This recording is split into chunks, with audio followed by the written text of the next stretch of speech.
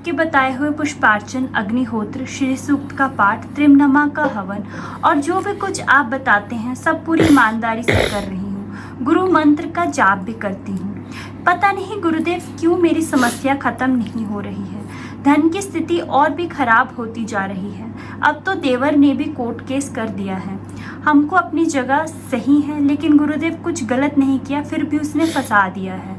कृपया गुरुदेव बताएं, अब हर चीज से मन हटने लगा है, क्या करूं? ये जो हम हिंदुओं के पूजा पाठ हैं,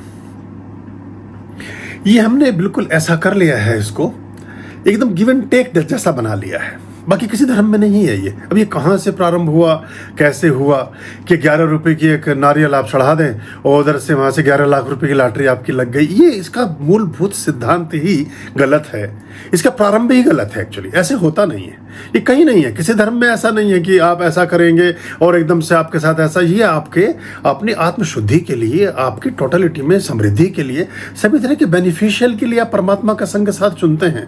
बिल्कुल ऐसा नहीं है कि इधर से आपने सिक्का डाला और उधर से टिकट छप के 22 किलो के वजन है आपका निकल के मशीन में से बाहर आ गया। ये इस तरह से जोड़ेंगे संबंध तो आपको, क्योंकि अगर आप किसी भी जिस परमात्मिक ऊर्जाओं की बात है, जिसने आपको आपकी आवाज़ निकल रही है, आप मैसेज टाइप कर पा रहे हो, आपका संदेश यहाँ पहुँच रहा है और आपका उसका उत्तर मिल रहा है, ये बहुत है। ये अति शोक्तिपूर्ण है, ये अति क्षमता से भरा है। उन लोगों को देखिए जिनके डायलिसिस चल रहे हैं, जो 5-10 साल से अस्पतालों में लेटे हुए हैं, घर मकान दुकान सब बिक गए हैं, हाशिए पर है जिंदगी, संगी साथी भी छोड़कर जा चुके हैं। ये कोविड कोरोना में पूरा परिवार ही गायब हो गया है और पूरी संपत्ति सरकार ने सीज कर दी है। कितने भाग्यशाली हैं आप। जीवन चल रहा है तो सब कुछ चलेगा, लेकिन बिल्कुल आप सोचें कि जी अभी दिया जला के रखा और सुबह तक जो है कोई नोटों की गड्डी घर के दरवाजे पर रख जाए, तो ये आपका मूल संकल्प ही गलत है। ऐसा गड्डियां तो आप लोगों के घरों के दरवाजों के पास रख के आएंगे, आपको जरूरत नहीं पड़ेगी अपने घर में इसकी भिक्षा मांगने की या इस चीज़ की, आप करेंगे। बस ये थोड़ा सा अदृश्य तरीके से काम करती हैं चीज़ें। ये तो मनुष्यता में भी करती हैं, हमारे सामान्य संबंधों में भी करती हैं। अगर आप किसी आदमी को रोज़ 2 रोटी दें और तुरंत उन 2 रोटी का हिसाब लगाने लगे, आप बोले सुबह तुम्हें ये खाना खिलाया था, फिर ये एक 5 रुपए की चाय पिलाई थी और शाम को ये तुम्हें ज़रा सा एक समोसा भी ला के दिया है और रात को तुमने खाना भी खा लिया है 100 रुपये का, ये 500 रुपये आप पे आज खर्च हो गए और आपने कमा के कुछ भी नहीं दिया अब तक। आप 5-7 हज़ार रुपये आपको लेके घर में घुसना चाहिए था। जीवन ना चल पाएगा 2 कदम भी। या बच्चे को आप पाल रहे हैं, हालांकि कहीं ना कहीं बच्चों की परवरिश में चीज़ें समाहित होती जाती हैं, उसी से दहेज प्रथा और बाकी चीज़ों की जो कुप्रथाएं हैं उनके जन्म हुए कि हम उसको एक फैक्ट्री और उस तरह से जोड़ने लगते हैं। बाकी धर्मों में इसका अभाव है, ये उनकी गुणवत्ता ही कहूँगा मैं इस बात की, अगर हम उसको समझ लें तो अच्छा रहेगा। और बाकी अपना धैर्य और विश्वास बनाकर चलें तो अच्छा होगा और ईश्वर के भक्ति भाव में लगे रहें। कोई सारी चीज़ें पैसे और उससे भी नहीं होती हैं, बहुत सारे उपाय तो साधारणतः उपाय भी आपको बताए हैं। अब तो अपने घर पे बैठ कर के आप सिर्फ पाठ भर चला लें वो भी काफ़ी है, क्योंकि किसी साधन के द्वारा ही सिद्धि में साधक को सफलता मिलती है।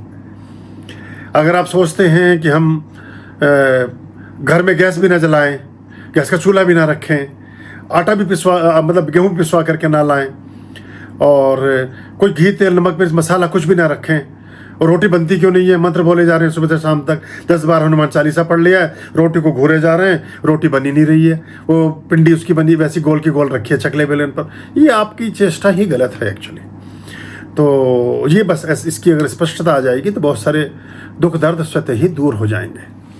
आर्यं शरणं शुभमस्तु, संभवकरणं हरमस्तु, देवं वर्णं कर्मस्तु, पापं चरणं परमस्तु, पापं धर्मं मर्मस्तु, तारं धर्मं धर्मस्तु, हृदयं बीजं धर्मस्तु, शोकं दुःखं हरमस्तु, शोकं दुःखं हरमस्तु।